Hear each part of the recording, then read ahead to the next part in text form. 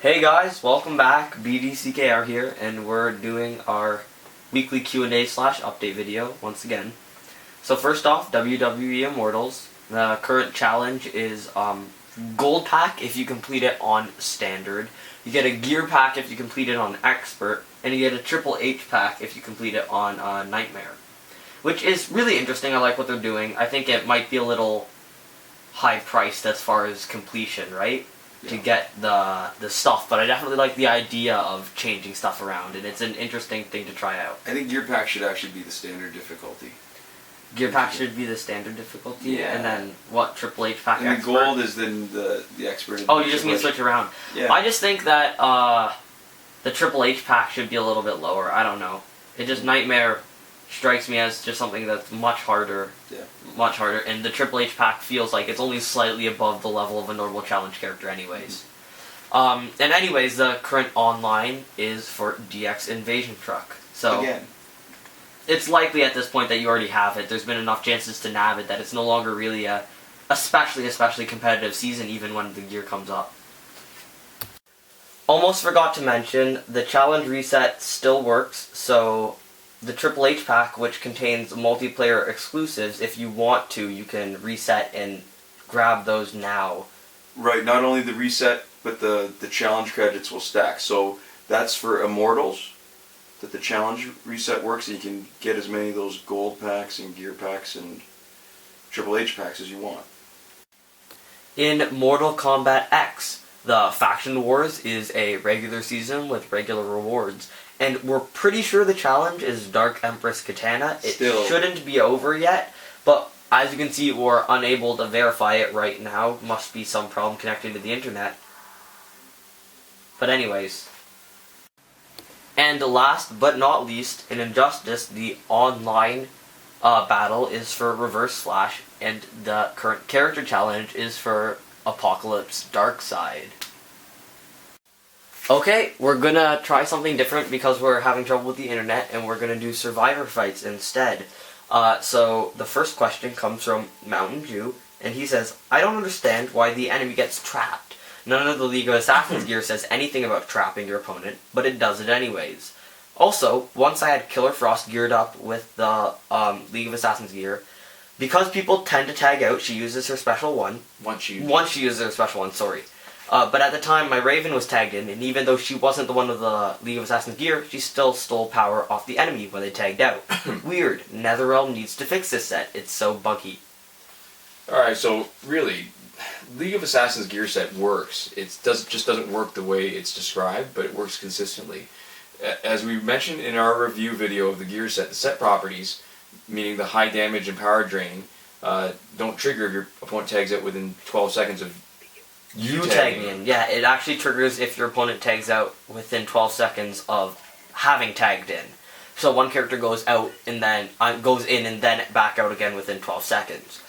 So technically they aren't actually trapped. So that's a little bit of a misnomer. They're allowed to tag out any time. But the reason why it says trapped is because if they tag out, bad stuff happens. The purple light is what happens when the 12 seconds are in play and the effect can still activate. Right. So to start the 12-second countdown, your card with the League of Assassins gear set has to be up. But even if you tag out, the 12-second countdown remains. So if you knock them out, the 12-second countdown continues with the next opponent. And that's why when you tagged in your Raven, the 12 seconds was still in play.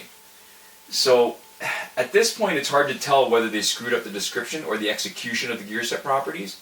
So really, it's anyone's guess whether they fix the description or they fix the performance, right?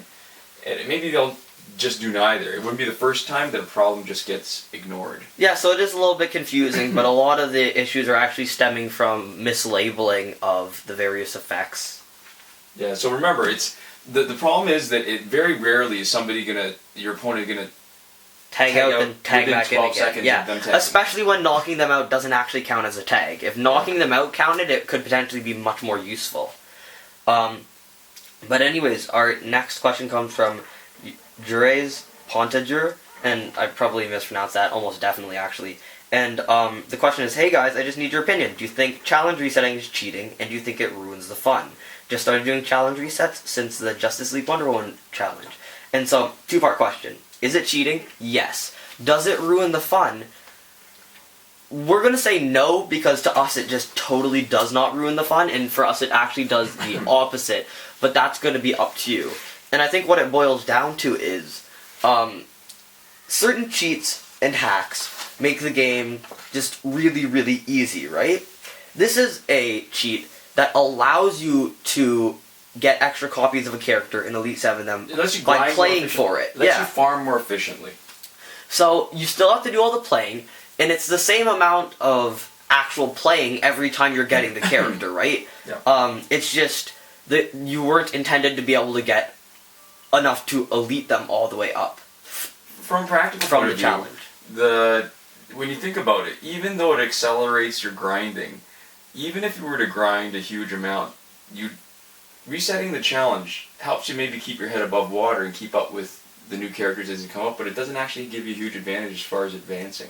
Yeah, even if you spent hundreds of hours playing it, you wouldn't have enough gold to really max much of anything else out, right? You might be able to get some gear, you might be able to get some more characters, but it's never gonna break the game to a point where you're like, well, I've reset the challenge enough, now I have nothing else I need to do, right? So it's always going to give you another objective to work towards. It's just going to give you a little bit more resources to actually get to the objective, right?